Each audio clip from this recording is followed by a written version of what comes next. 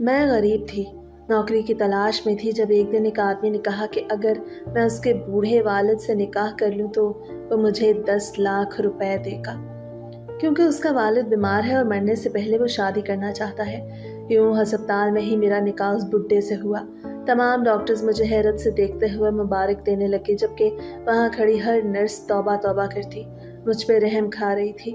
कुछ देर बाद मुझे अस्पताल के ही एक कमरे में भेज दिया गया कि वहां पर है तुम्हारा शौहर और तुम्हें इनाम देगा। मगर जब मैं अंदर गई तो पांव तले से जमीन निकल गई। मैं उल्टे कदमों भागने लगी, मगर मेरे हालात काफी खराब थे। घर में खाने पीने के लिए कुछ नहीं था, हत्ता कि हम लोग 3 दिन बाद खाना बनाते और वही थोड़ा करके उन 3 दिनों में खाते। जुबान तो कोई नया जायका चखने से इनकारी थी। मेरे छोटे 7 बहन भाई थे और मैं उन सबसे बड़ी थी। वो बहन भाई भी बड़े हो रहे थे, थोड़ा बहुत काम करते थे, लेकिन बाकी उनकी भी हड्डियों में हड हरामी कूट कूट के भरी हुई थी। हम 2 बहनें थीं, जबकि मेरे बाकी 6 भाई थे। मैं सबसे बड़ी थी। मेरे वालिद भी काफी बूढ़े हो चुके थे, हत्ता कि मेरी उम्र भी 30 से ऊपर हो गई थी, लेकिन मैंने अभी तक शादी नहीं की थी।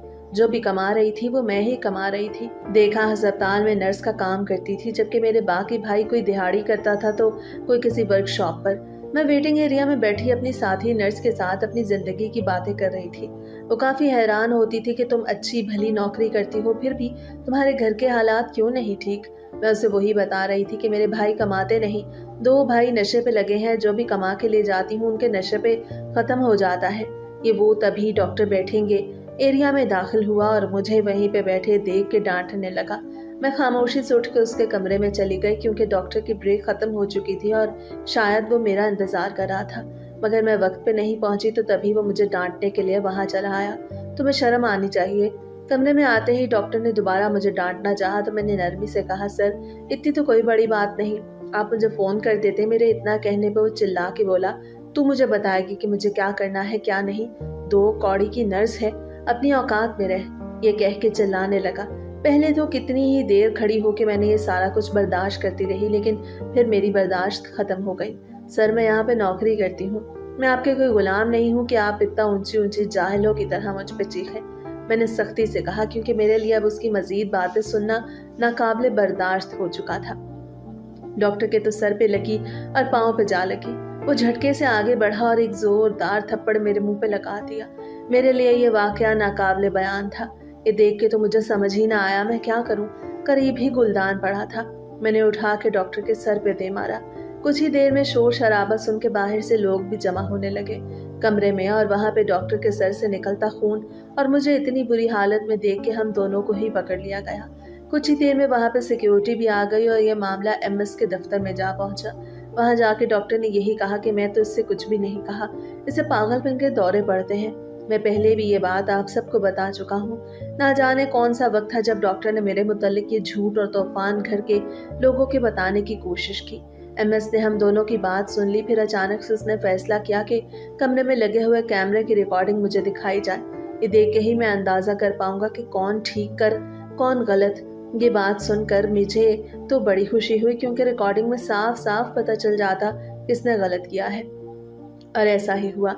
जब एमएस से रिकॉर्डिंग देखी तो साफ साफ जाहिर था कि पहले डॉक्टर ने आगे बढ़ के मुझ पे हाथ उठाया है, फिर मैंने तैश में आके गुलदान उसके सर पे दे मारा। वहीं पे खड़े खड़े एमएस ने डॉक्टर को नौकरी से निकाल दिया। डॉक्टर को नौकरी से निकालने के बाद उसने मुझे भी नौकरी से निकाल दिया, जबकि मुझे लगा था कि हो सकता है मेरी बचत हो जाए। मगर जब फौरन ही मुझे भी निकाल दिया गया तो मैंने यही पूछा कि निकालने की वजह क्या है, जबकि मैंने तो कुछ भी नहीं किया।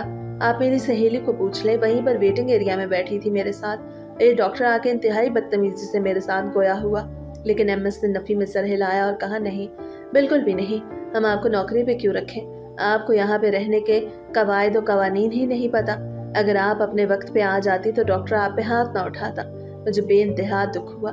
मैंने मजीद उनकी मिन्नतें भी नहीं की थी कि मुझे खुदा का नाम है रख लो, क्योंकि एक बात का तो मुझे यकीन आ गया था, इस माशरे में औरत को खुद मुख्तार देख के इन मर्दों की बहुत बिगड़ती थी। नौकरी से तो मैं निकल चुकी थी, सो मैंने वहीं पे खड़े खड़े अपनी तनख्वाह का मुतालबा किया तो एमएस ने सख्ती से मना कर दिया कि हम आपको कोई तनख्वाह भी नहीं देंगे। ये बात मेरे लिए नाकाबिले कबूल थी। میں نے وہاں پر اور ہنگامہ کرنا چاہا تو سیکیورٹی گارڈ کی مدد سے مجھے ہسپتال سے باہر کر دیا گیا اور میرا داخلہ وہاں پہ ہمیشہ کے لیے بند کر دیا گیا تھا۔ مجھے بہت رونا آ رہا تھا۔ میں سڑک پہ بے آسرا کھڑی تھی کہ کیا کروں اور کیا نہ کروں۔ گھر میں اپنے بہن بھائیوں کو تانے دیتی تھی کہ وہ بے روزگار ہیں، کچھ نہیں کر رہے، لیکن اب میرے حالات بھی ان سے ملتے جلتے تھے۔ میں بھی ایک دم سے بے روزگار ہو چکی تھی۔ ایک ہی تو سہارا تھا میرا اور میرے گھر والوں کا، مگر وہ بھی ہاتھ سے نکل چکا تھا۔ میں نے گھر جانے کے لیے رکشہ لینا چاہا، لیکن دیکھا تو بیگ میں 1 روپیہ بھی نہیں تھا۔ سو جیسی تھی ویسے ہی پیدل چلنا شروع کر دیا کہ کبھی تو گھر پہنچ ہی جاؤں گی۔ تقریباً مجھے 1 گھنٹہ لگا تھا اپنے گھر پہنچتے پہنچتے، لیکن تب تک میری خود کی حالت کافی خراب تھی، پیر سوج چکے تھے۔ گھر پہنچتے ہی میرے سامنے ایک اور منظر تھا۔ میرے ایک بھائی کی شادی ہو چکی تھی اور اس کی بیوی اسے چھوڑ کے جا رہی تھی۔ اس نے اپنے گھر والوں کو بھی بلا رکھا تھا اور وہ سامان وغیرہ اٹھا رہے تھے۔ میں نے جاتے ہی پوچھا کہ کیا وجہ بنی ہے، کیوں گھر چھوڑ کے جا رہی ہو؟ تو وہ روتے ہوئے بولی، میرے سے اس غریب خانے میں نہیں رہا جاتا، ترس گئی ہوں ایک ایک شے کے لیے، روٹی بھی بڑی مشکل سے ملتی ہے۔ میرے گھر میں تو کبھی بھی ہم لوگ بھوکے نہیں سوئے، لیکن جب سے میں نے تمہارے بھائی کے ساتھ شادی کی ہے، میری تو زندگی ہی عذاب ہو کے رہ گئی ہے۔ میں مزید مشکلات میں اپنی زندگی نہیں گزارنا چاہتی۔ میں نے اپنی بھابھی کو سمجھانا چاہا، لیکن وہ نفی میں سر ہلا کے بولی، بالکل بھی نہیں، سوچنا بھی مت کہ میں دوبارہ یہاں پہ رکوں گی، کیونکہ میں ایک مرتبہ فیصلہ کر چکی ہوں۔ باقی گھر والوں نے بھی اسے بہت روکنا چاہا، لیکن وہ نہیں رکی۔ میرے بھائی کی حالت بھی کافی خراب تھی، کیونکہ وہ مکمل طور پہ نشوں کا عادی تھا۔ اس کی بیوی بھی اپنی جگہ پہ ٹھیک تھی۔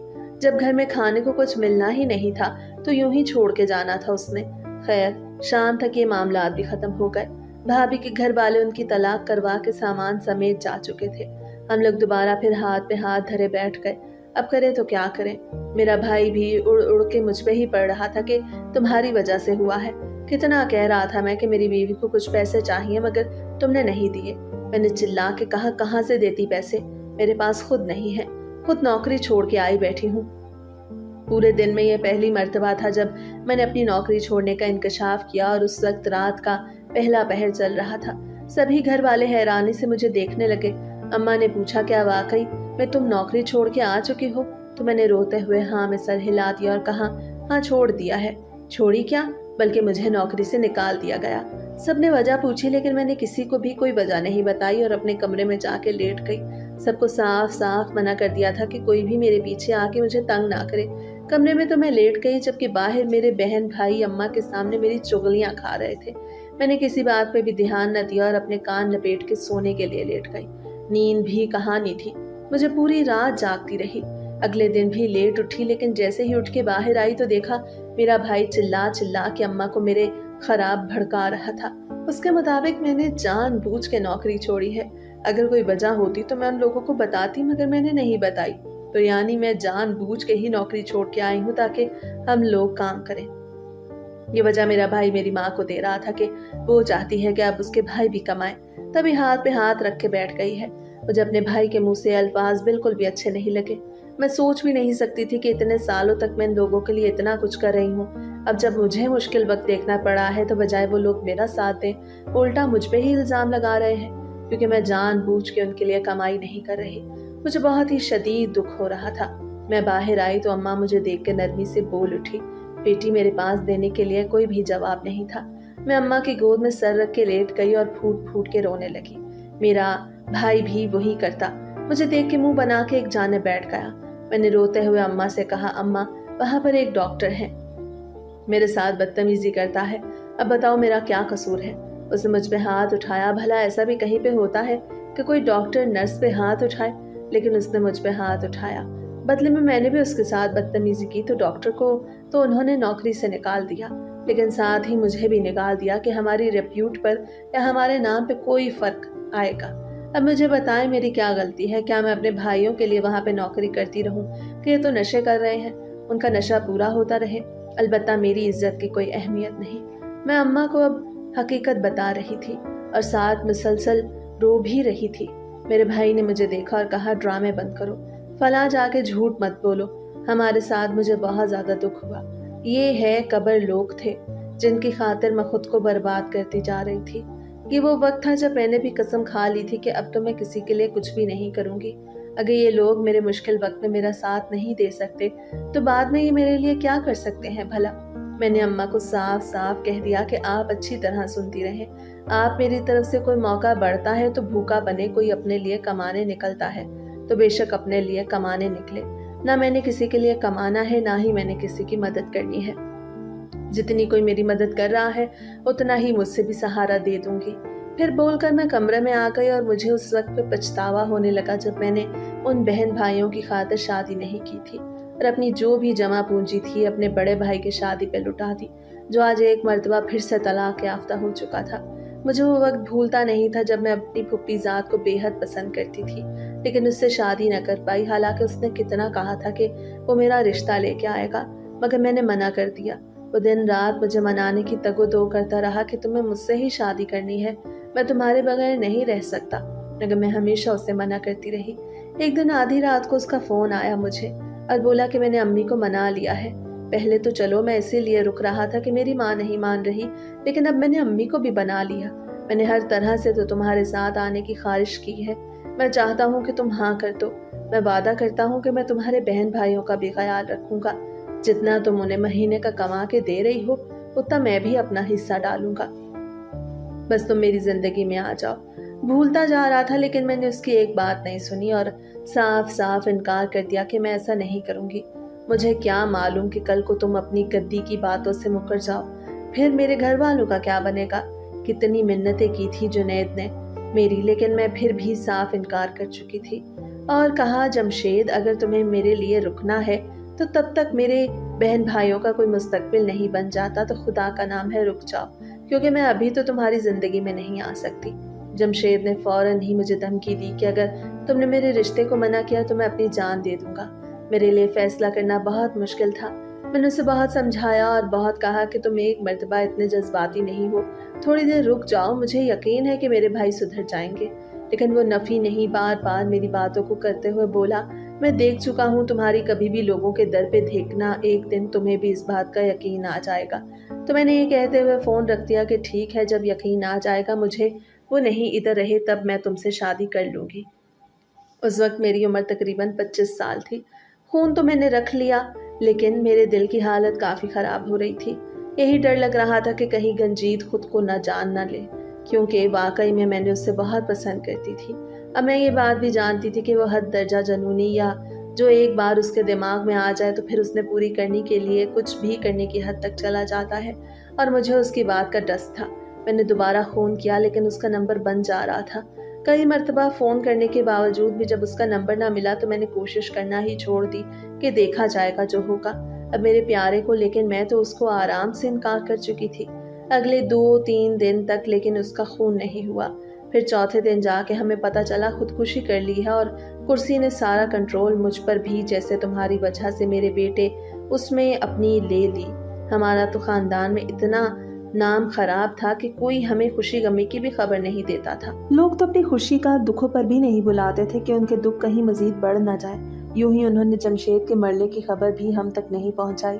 جب مجھے اس بات کا پتہ چلا تو تقریباً 2 ہفتے میں سخت بخار کی کیفیت میں رہی، لیکن میری نوکری اتنی اہم تھی کہ میں بخار اور دکھ کے باوجود بھی ہر روز بلا ناغہ کام پہ جاتی رہی۔ ایک دن بھی ایسا نہیں تھا جب میں نے چھٹی ہی، وہ کیونکہ مجھے اپنے بہن بھائیوں کی پرواہ تھی، مجھے ان کا خیال تھا۔ اگر میں ان کے لیے نہ کماتی تو کون کماتا؟ باپ میرا آواز ضرور تھا مگر میری کچھ کر نہیں سکتی تھی۔ باقی بھائی میرے عادل نشے پہ لگے تھے اور آدھے جو کام کرتے تھے خود ہی اڑا کے آ جاتے تھے۔ ایک میری بہن بیٹھی تھی، میں نے ان بہن بھائیوں کے پیچھے جمشید کے دکھ کو بھی نظر انداز کر دیا۔ اس کے بعد مجھے بھی یوں لگا کہ میں ایک جانور ہوں، پورا دن جانوروں کی طرح کام کرتی اور رات کو گھر آنے پہ روٹی بھی نصیب نہیں ہوتی تھی۔ اگر کسی کو کوئی پیسے چاہیے ہوتے وہ بھی میرے سے لیتے، گھر کی سبزی سودا راشن لانا ہوتا وہ بھی ملے گی۔ دل میں تھا کئی مرتبہ تو میں کتنے لوگوں سے ادھار ہی مانگتی رہتی تھی کہ مجھے کچھ پیسے دے دو، مگر اب لوگ بھی مجھے ادھار دینا بند کر چکے تھے۔ میری زندگی بہت مشکل تھی، ہر ایک کی فاتب گیلے کے باوجود بھی آج مجھے 2 انجام مل رہا تھا۔ وہ میرے لیے اللہ تعالیٰ نے برداشت تھا۔ آج مجھ پہ مشکل وقت آیا تو بہن بھائیوں نے سے کوئی بھی آ کر میرے ساتھ کھڑا نہیں ہوا۔ और ये पहला दिन था जब मैं जमशेद के दुख को टूट फूट कर रही थी और मुझे पछतावा हो रहा था कि मैंने पहले उस वक्त की बात नहीं मानती, जो बात वो इतने साल पहले आ चुका था कि मेरे भाई किसी काम के नहीं या उनके सामने मेरी कोई अहमियत नहीं। अपने भाइयों के होते हुए ये बात मुझे खुद क्यों ना पता चले। बहुत मुश्किल तक तकरीबन 3-4 दिन तक तो मैं कमरे में ही रही। खाना पीना मेरा मुकम्मल तौर पे बंद हो चुका था। हर वक्त मुझे एक को याद करती रहती। अब मुझे बहुत हो रहा है। फिर मैंने फैसला किया कि अब मुझे अपनी ज़िंदगी दोबारा शुरू करनी चाहिए। जमशेद नहीं है तो क्या हुआ, बाकी भी तो मर्द है। हो सकता है कोई मेरी खातिर मेरे मुकद्दरों में लिख दिया गया हो, लेकिन अब शादी की बात करती तो कहाँ करती। मेरे पास ना रुपया था, ना पैसा, ना जहेज, ना जेवर, ना ही कोई अच्छा रिश्ता, ना ही अच्छी उम्र में तकरीबन 33 साल की हो चुकी थी। अब मुझे ये राह दिखाई नहीं दे रही थी कि मुझे अपने रिश्ते के लिए क्या करना चाहिए। मैं नहीं 1-2 रिश्ते वालियों को फ़ोन भी किया और उन्हें अपने तमाम हालात बता के मैंने रिश्ता ढूंढने के लिए कहा, लेकिन मुझे हैरत तो तब उन्होंने बजाय मेरी बात समझने के और मेरे लिए रिश्ता ढूंढने के साफ अल्फाज में मना कर दिया कि देखो बीबी, अब तुम बुढ़ी हो रही हो, ऊपर से जहेज वगैरह भी कुछ नहीं, तो हम तुम्हारे लिए रिश्ता नहीं ढूंढ सकते। कम से कम तो ये उस वगैरह तो दो, या फिर एक गाड़ी मोटरसाइकिल के लिए घर वगैरह हो, तो फिर तो तुम्हारी उम्र को भी मुकम्मल तौर पर लड़के वाले नज़रअंदाज कर देंगे। लेकिन यूं अगर तुम ख्वाहिश करो कि बगैर किसी शय के तुम्हारे लिए कहीं से कोई रिश्ता आ जाए तो ये तो नामुमकिन है। दो ने मुझे यही टका सा जवाब दिया तो मैं एकदम खामोश हो गई। मुझे समझ नहीं आ रहा था मैं क्या करूं। एकदम ही यूं लग रहा था मेरे पैरों तले ज़मीन निकल गई हो। मैंने अपनी पूरी ज़िंदगी बर्बाद कर दी। अब जब मैंने खुद के लिए जीने का सोचा तो कोई भी मेरा साथ देने को तैयार नहीं था, न मेरे घर वाले, न बाहर वाले। मैं क्या करूं, मुझ पर डिप्रेशन के शदीद हमले हो रहे थे। मैं पूरी रात जागती रहती और पूरा दिन उनकी गोलियां खा के सोती रहती ताकि मेरे घर वाले मुझे कोई बात न करें। बाकी घर के अखराजात कैसे चल रहे थे, कैसे नहीं चल रहे थे, मैं नहीं जानती थी। तकरीबन 1 हफ्ते तक यही सूरत हाल रही। 1 हफ्ते बाद मैं कमरे से बाहर निकली तो मुझे इल्म हुआ कि घर के अखराजात चलाने के लिए मेरी छोटी बहन काम कर रही है। ये देख के मुझे बड़ा दुख हुआ। मैंने फ़ौरन ही एक रिश्ते वाले को फ़ोन किया और कहा, ठीक है, मेरी तो उम्र बढ़ गई है, क्या मेरी बहन के लिए कोई रिश्ता मिल जाएगा? अब की मर्तबा वो चुप कर गई और बोली, ठीक है, मैं देख के बताती हूँ। मैंने अपने घर में किसी को भी नहीं बताया था कि अपनी बहन के लिए मैं रिश्ता देख रही हूँ। 2 दिन बाद मुझे रिश्ते वाले का फ़ोन आया और कहा, हाँ, एक लड़का है। मैंने अपनी बहन को अपने पास बिठाया और कहा, मैं अपनी पूरी उम्र यहाँ पे बर्बाद कर चुकी हूँ, लेकिन मुझे कुछ नहीं मिला। मैं नहीं चाहती कि तुम भी अपने आप को यूं ही दांव पे लगाओ और बाद में जब अपने लिए जीने का सोचो तो तुम्हारे हाथ में कुछ भी ना आए। उसने मुझे समझाना चाहा, लेकिन मैंने साफ साफ इनकार कर दिया और कहा, मैं तुम्हारे लिए रिश्ता देख चुकी हूँ, चुप करके शादी करो। मेरे घर वालों को क्या एतराज़ होना था। बगैर जहेज के उनकी लड़की जा रही थी। खैर 1 महीने के अंदर अंदर मैंने 2 जोड़ों में अपनी बहन को भी ब्याह दिया। दोबारा फिर हम लोग वहीं पे आके जहाँ खड़े हुए थे। मैं मुकम्मल तौर पे ही एक जानिब हो गई थी। कमाने के लिए कुछ भी नहीं था मेरे पास। मेरे भाई ने अब काम करना शुरू कर दिया। 2 भाई तो काम पे टिक चुके थे, मगर अब मुझे बिल्कुल भी फर्क नहीं पड़ता था। मैं अंदर ही अंदर पागल हो रही थी। तभी मैंने रिश्ते वाली ऐप्स पे अपना सारा बायोडाटा दे दिया। कोई तो होगा, बूढ़ा, जवान, माजूर, लंगड़ा, लूला, कैसा भी हो मुझे चलेगा, क्योंकि अब मैं मजीद तन्हाई की जिंदगी नहीं गुजारना चाहती। तकरीबन 4-5 दिन हो गए। मैं रोज़ हर जगह पे जहाँ जहाँ मैंने अपनी शादी के लिए इश्तिहार दे रखा होता वहाँ पे जाके देखती, लेकिन जुमले कसने वाले तो बहुत थे, मगर हकीकत में मुझे अपने साथ बर्दाश्त करने वाला कोई नहीं था। छठे दिन मैं बहुत मायूस हो गई और मैंने सोच लिया कि मुझे अपनी ज़िंदगी को ख़त्म कर देना चाहिए। मेरा जीने का मकसद ही ख़त्म हो चुका था। ना मैं बहन भाइयों के लिए गम अब कर रही थी, ना ही अपने लिए जी पा रही थी।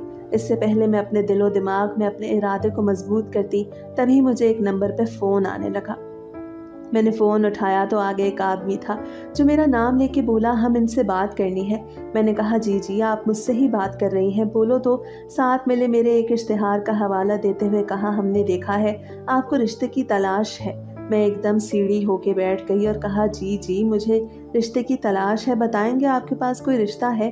तो नरमी से बोला, जी मैडम, हमारे पास आपके लिए रिश्ता है। फ़लाँ जगह पे फ़लाँ वक्त पहुंच जाइएगा, मौके पर ही निकाह कर दिया जाएगा और हाँ, बदले में आपसे कुछ भी नहीं लिया जाएगा। मैं बड़ी हैरान हुई। मैंने कुछ और पूछना चाहा, लेकिन वो आदमी फ़ोन बंद कर गया।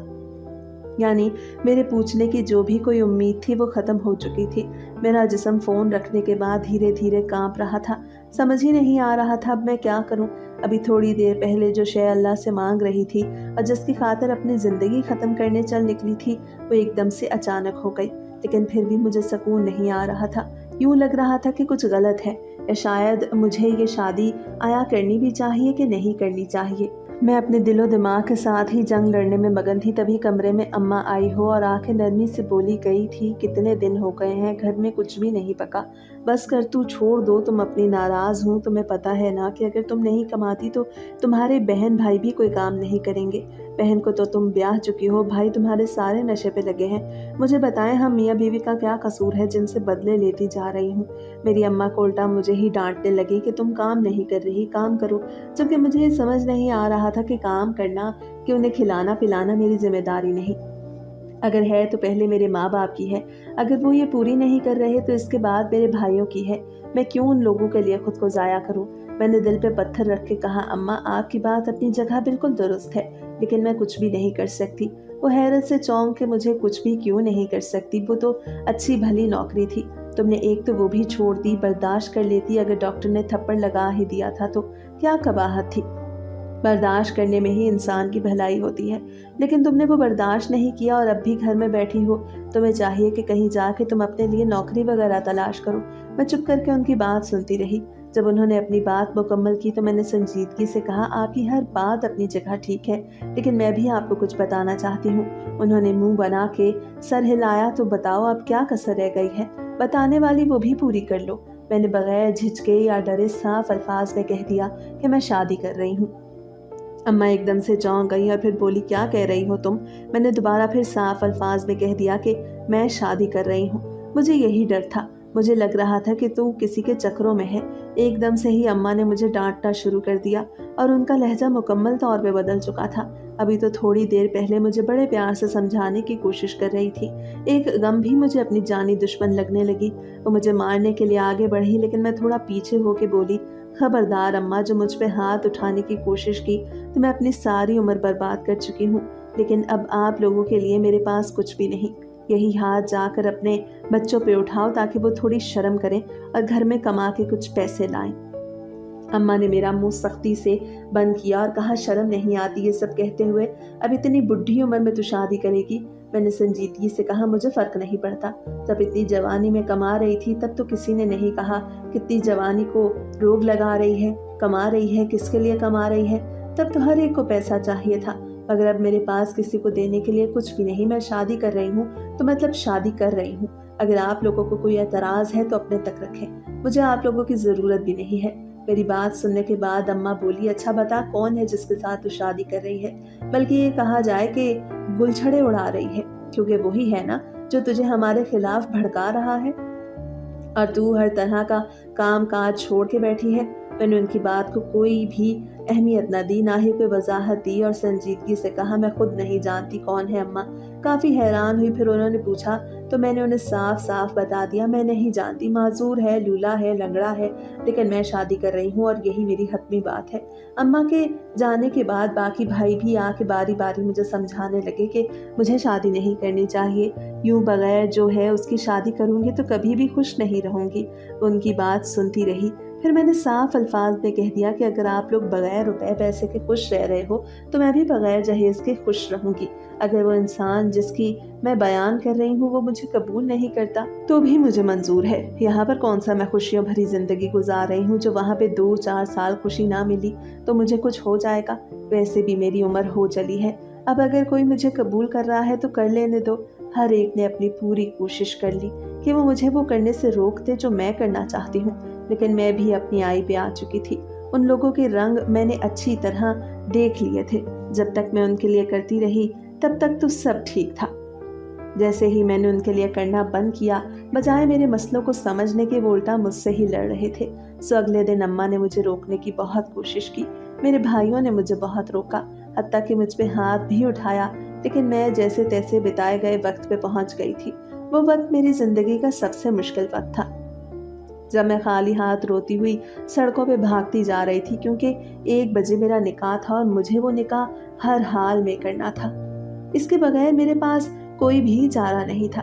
پہلے تو میرے بھائیوں نے مجھ پہ ہاتھ اٹھایا، پھر اس کے بعد انہوں نے صاف صاف کہہ دیا کہ اگر تم اس گھر سے باہر گئی تو ہمارا تمہارے ساتھ ہر طرح کا رشتہ ختم ہو جائے گا۔ یہ آخری حربہ انہوں نے طبی آزمایا تھا، کیونکہ میں ان کی مار پر بھی نہیں رک رہی تھی۔ مجھے بھلا ان کی باتوں سے کیا ڈر لگنا تھا، وہ لوگ خود ہی مجھے اپنے لیے مار چکے تھے۔ میں نے سر ہلایا اور کہا ٹھیک ہے، تم لوگ جو بھی کہو گے ویسے ہی کروں گی، میں تم لوگوں تک واپس لوٹ کے نہیں آتی، چاہے میں مر جاؤں یا میں زندہ رہوں، میرے جو بھی حالات رہے۔ انہوں نے مجھ سے قسم لی کہ تم دوبارہ یہاں پر کبھی بھی نہیں آؤ گی، جو بھی ہو جائے، تمہاری ماں مرے یا تمہارا باپ، تم نہیں لوٹو گی۔ میں نے بھی قسم کھا لی اور میں چل نکلی۔ روتی جا رہی تھی، کچھ پتہ نہیں تھا، بس اللہ سے یہی دعا کر رہی تھی کہ یا اللہ میرا جو بھی معاملہ ہو سنبھال لینا۔ اتنی دیر میں نے تیرے بندوں کو سنبھالنے کی کوشش کی، لیکن اب جب وقت آیا تو وہ مجھے سنبھالنے سے مکر گئے۔ تو اب مجھے سنبھال لے، اپنے علاوہ مجھے کسی کا محتاج نہ کرنا۔ یہ وہ دعائیں کرتے ہوئے میں تقریباً ہسپتال پہنچ چکی تھی۔ میرے پاس صرف اور صرف 500 روپیہ تھا، جو ادا کر کے میں ہسپتال تک گئی، اور وہاں پہنچتے ہی میری جیب خالی ہو چکی تھی۔ بتائے گئے وارڈ نمبر اور وقت پہ میں پہنچی تو دیکھا وہاں پہ کوئی بھی نہیں تھا۔ کوئی اکا دکا لوگ دکھائی دے رہے تھے۔ جو بیڈ مجھے بتایا گیا وہ بیڈ بھی خالی تھا۔ ایک دم سے میرا دل بیٹھنے لگا، کہیں وہ لوگ چلے تو نہیں گئے، کیا میرے ساتھ کوئی مذاق تو نہیں ہوا، جس کی بنا پر میں اپنے گھر والوں کو بھی ٹھوکر مار کے آ گئی ہوں اور اب میرے مقدروں میں کچھ بھی نہیں آیا۔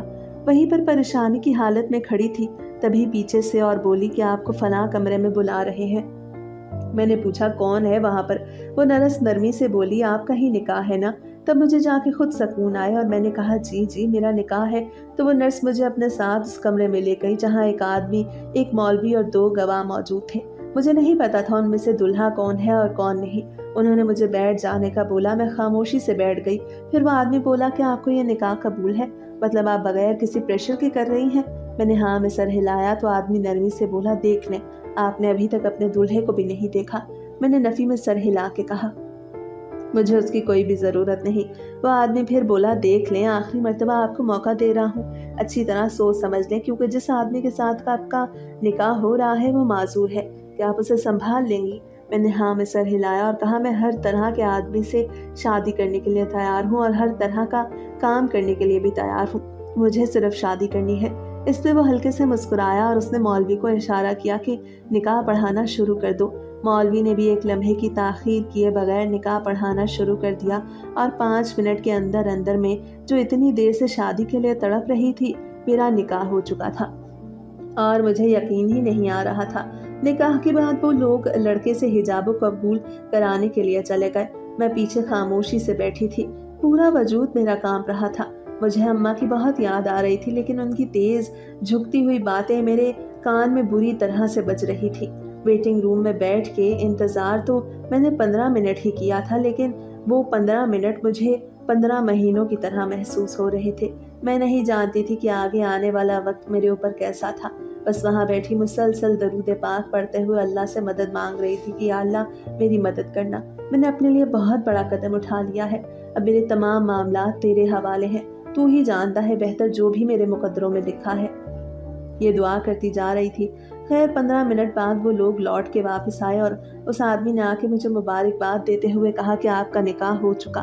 نہ مجھے خوشی ہوئی نہ مجھے دکھ، بس ایک انجانی سی کیفیت تھی میرے پورے وجود میں، جس میں چاہ کے بھی محسوس نہیں کر پا رہی تھی۔ نکاح کرنے کے بعد میں پوچھنا تو چاہتی تھی کہ آپ مجھے کہاں لے کے جائیں گے یا کہاں نہیں، تبھی وہ آدمی خود ہی بولا کہ یہیں پر ہسپتال میں ایک کمرہ ہے، وہاں پہ آپ کا دلہا آپ کا انتظار کر رہا ہے، بہتر ہے چلی جائیں کیونکہ وہ خود یہاں نہیں آ سکتا۔ میں اٹھی اور چھوٹے چھوٹے قدم اٹھاتے ہوئے اس آدمی کے پیچھے ہسپتال کے اس مخصوص کمرے کی جانب چل پڑی، جہاں میرا ابھی 15 منٹ پہلے شوہر بنا تھا۔